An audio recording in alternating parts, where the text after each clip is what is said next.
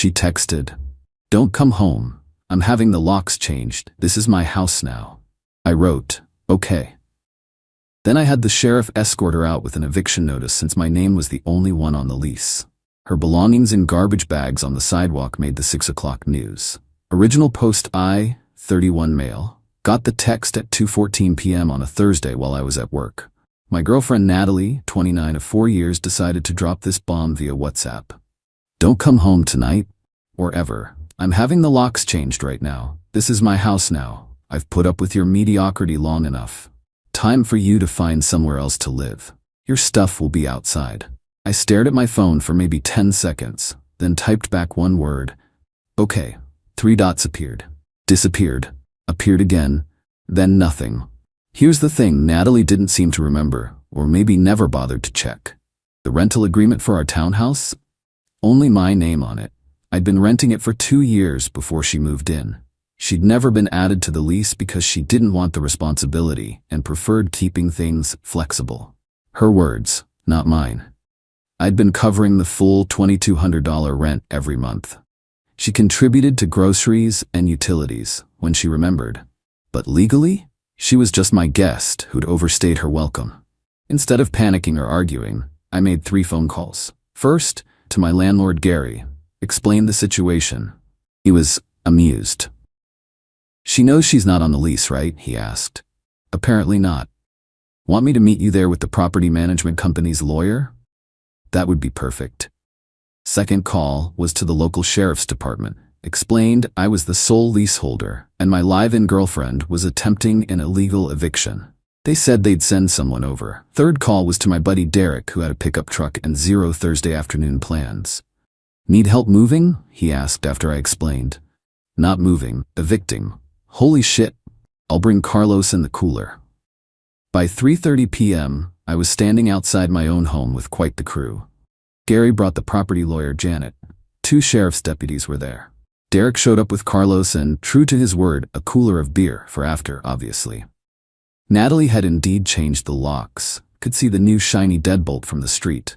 My stuff, clothes, gaming console, guitar was thrown haphazardly on the lawn. Some of it in garbage bags, some just there. The female deputy knocked. "Sheriff's Department, please open the door." Natalie opened it wearing what I can only describe as her boss bitch outfit. Blazer, heels, full makeup. She dressed up for her big power move. "Officers, perfect timing. This man," she pointed at me, "is trespassing on my property." The deputy looked at Janet, who stepped forward with the lease agreement. "Ma'am, are you Natalie Morrison?" "Yes." "And are you aware that this property is leased solely to," she checked the paper, "Mr. Daniel Reeves?" Natalie's face didn't change. "We've been living here together for 2 years. That makes it mine too. Common law." Janet actually snorted. "That's not how common law marriage works in this state. And even if it was, that wouldn't give you property rights to someone else's lease." "Ma'am," the male deputy chimed in, "we need to see your lease agreement or proof of residency rights." "I don't need papers, I live here. My stuff is inside." "That makes you a month-to-month tenant at best," Janet said. "And Mr. Reeves, as the leaseholder, has given you verbal notice to vacate. Right, Daniel?" "Right," I said. "Natalie, you have 30 days to find a new place." Her face went red, then purple. "You can't do this." "Actually," the female deputy said, "he can. Ma'am, you need to let him into his home and restore access. The locksmith you hired acted on false pretenses." "I'm not letting him in. This is my home." Gary stepped forward. "As the property owner's representative, I'm informing you that you're currently trespassing. Mr. Reeves is our legal tenant. You are not." The realization was starting to hit her. She looked at all of us, then at her phone, probably considering calling someone. Her mom? Her sister? That lawyer friend she always bragged about who turned out to just be a paralegal? "You need to leave the property now, ma'am," the deputy said. "You can arrange with Mr. Reeves to collect your belongings at a later date." "My belongings? Everything in there is mine. I decorated this place. I made it a home. The furniture I bought?" I asked calmly. "The TV I bought? The kitchen appliances I bought? We bought those together." "Have any receipts with your name on them?" Janet asked sweetly. Silence. "Ma'am, step outside, please," the deputy said more firmly. Natalie stepped out, wobbling a bit in her power heels. This is illegal. I'll sue. You'll have 30 days to vacate, I said. But since you've already indicated you don't want to live with me and change the locks, I assume you'll be leaving immediately? She stared at me with pure hatred. You planned this. No, Natalie, you texted me saying this was your house and to never come back. I just reminded everyone whose name is actually on the lease. Derek and Carlos had been quietly picking up my stuff from the lawn, sorting it, checking for damage.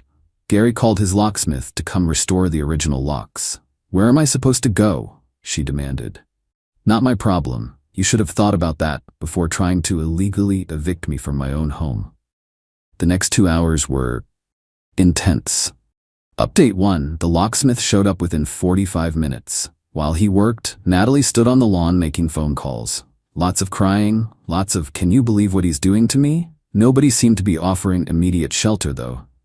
Once the locks were fixed, the deputies made it clear she could enter with my supervision to get essentials for the night. Clothes, toiletries, medications. That's it. I need my furniture. What furniture? I asked. The bedroom set. The one I bought from Ashley Furniture? Have the receipt on my email. Want to see? She tried claiming the couch, the dining table, the desk. Each time I had receipts. Digital records are beautiful things. The only thing she could definitively prove was hers. The hideous abstract art her sister made in a meditation cushion set. Janet documented everything on her phone. The deputy stood by while she grabbed 2 suitcases worth of clothes and essentials. She tried to take the coffee maker. That's mine, I said. We used it together. I bought it before you moved in. Have the Amazon order from 2019. She slammed it back on the counter so hard I thought it would break. By 6 p.m., she was standing on the sidewalk with her suitcases while a local news van pulled up. Apparently, someone, probably a neighbor, had called in about the dramatic illegal eviction happening on our street. They'd gotten it backward, though. The reporter approached Natalie first, probably because she looked the most distressed. Mascara running, hair no longer perfect, yelling into her phone. "Ma'am, can you tell us what's happening here?" Natalie saw an opportunity. "This man," pointing at me, "is throwing me out of my home. After 4 years together, with no warning, I came home from work and changed the locks for safety because he's been unstable, and now he's having me removed." The reporter's eyes lit up. Drama sells, but Janet stepped forward. "Hi, I'm Janet Wilmington, property management attorney. Would you like to see the lease agreement showing this gentleman as the sole tenant? And the text message where this woman told him not to come home because she was claiming the house?" I pulled out my phone, showing the screenshot.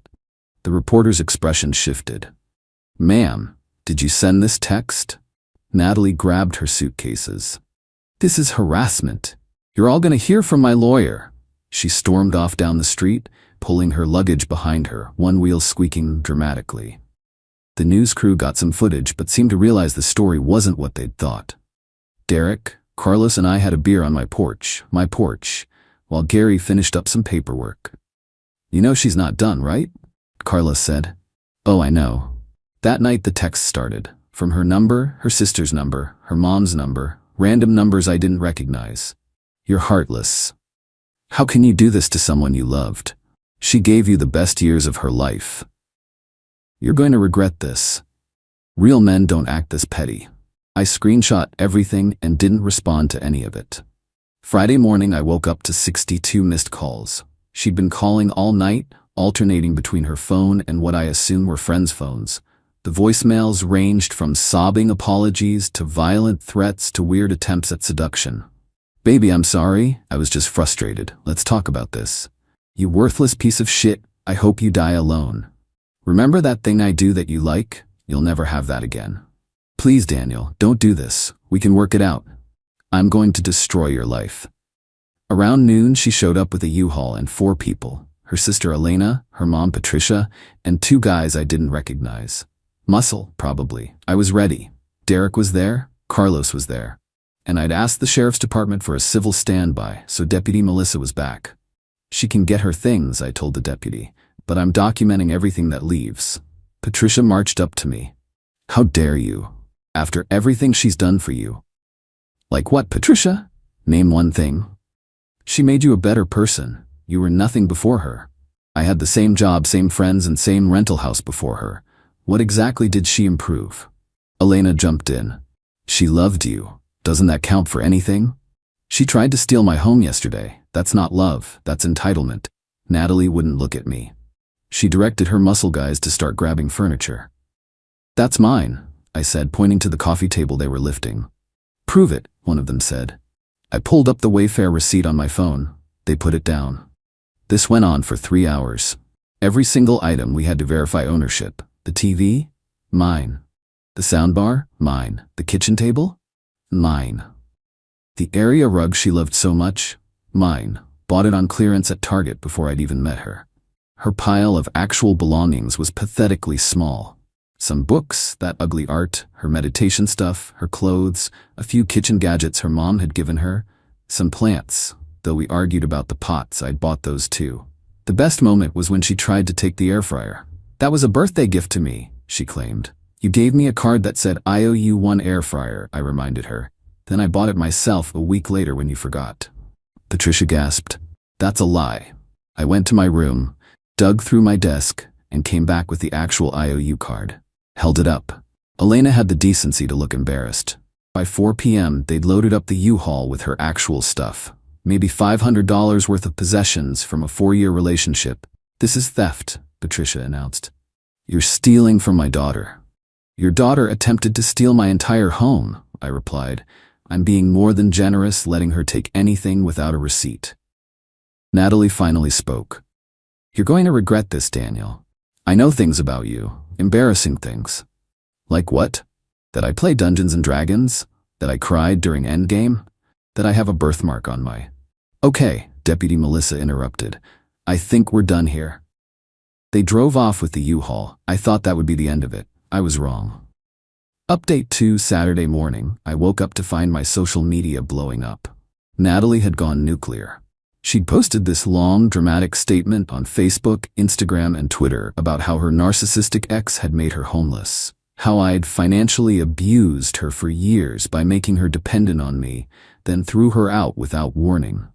The creative writing was impressive. According to her version, she'd paid half of everything, literally never happened. I'd isolated her from friends and family. She saw them twice a week. I'd been emotionally abusive and controlling. I hadn't even complained when she went on that girls' trip to Vegas with her ex-boyfriend in the group. She tried to leave safely by changing the locks, and I'd retaliated. Some people bought it. Her echo chamber of friends shared it with angry emojis and "men are trash" comments. But then something beautiful happened. Derek commented, "Weird how you could afford that $2,000 handbag last month if you were so financially abused." My ex-roommate from before Natalie, Tom, chimed in. "Daniel? Controlling? Dude let you redecorate his entire house and never said a word even though you turned his man cave into a yoga studio." Then, the killing blow. Natalie's former best friend Ashley, they'd fallen out over some MLM drama, posted, "Girl, you literally bragged to me about how you were living rent-free and saving up money. I have the texts." Ashley posted the screenshots. Natalie saying things like, "Why would I pay rent when he doesn't ask? And I'm basically getting paid to be his girlfriend." And, my personal favorite, "Once I have enough saved, I'm gonna upgrade to someone with a real house, not a rental."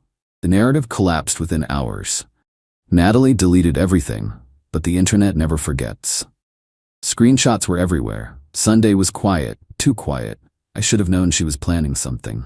Monday morning, I went to get in my car for work. All 4 tires were slashed. Deep, angry gashes. My neighbor's Ring camera caught a figure in a hoodie at 3 a.m. but couldn't make out the face.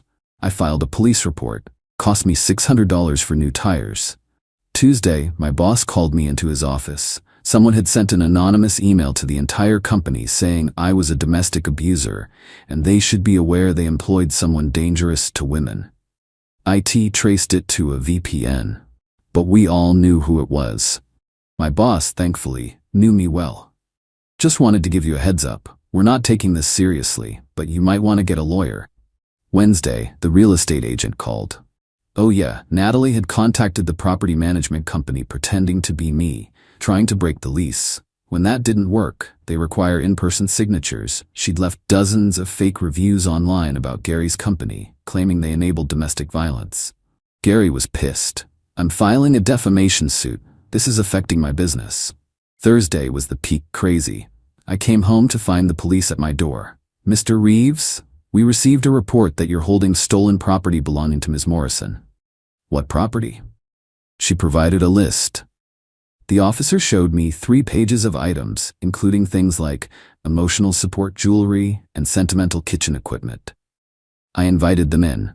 "Officers, I have receipts for everything I own. Would you like to see them?"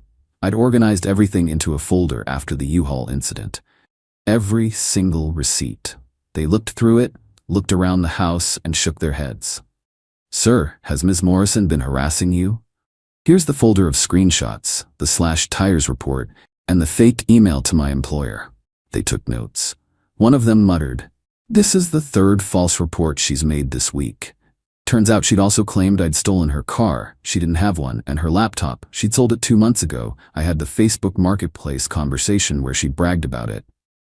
Friday night, exactly 1 week after lock change day, Patricia called me.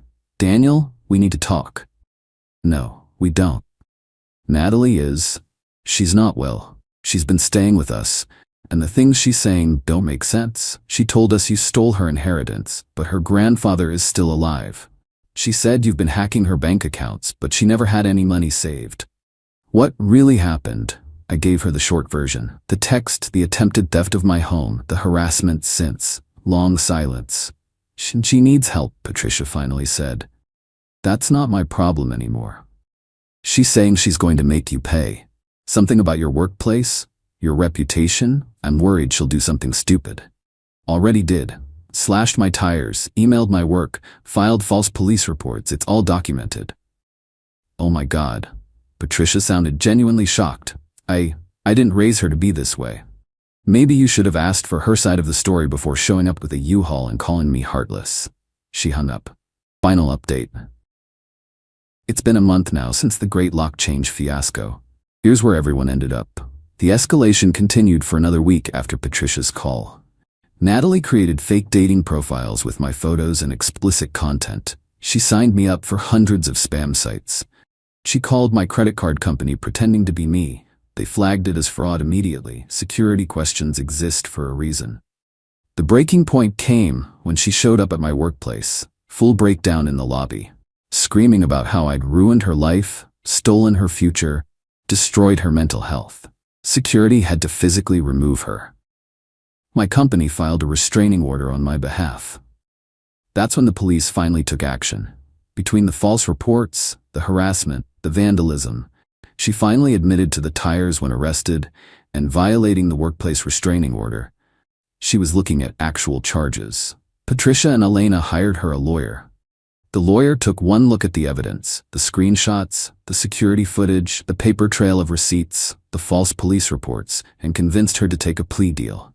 6 months probation, mandatory therapy, no contact order, and she had to pay restitution for the tires. The last I heard, through the gossip network, she's living with her parents, lost her job because she kept missing work for court dates. Her Instagram influencer dreams died when the screenshots of her rent-free brags went viral in our city. Patricia and Elena apparently made her get mental health help. As for me, the house is peaceful. I turned the yoga studio back into a gaming room. Got a new couch, the old one had too many memories. Adopted a cat named Morpheus, who appreciates my emotional stability and consistent feeding schedule. My reputation at work actually improved.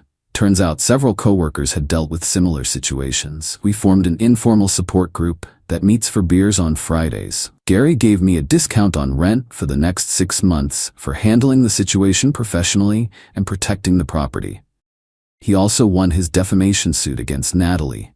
She has to pay him $5,000 in damages. Derek and Carlos, they've become closer friends through this whole ordeal. We have a running joke where they check any woman I date against a checklist. Does she know your name is on the lease? Can she provide receipts for her belongings? Has she demonstrated basic understanding of tenant law? The truth is, I'm not angry anymore. Just tired, and maybe a little sad. 4 years is a long time to not really know someone.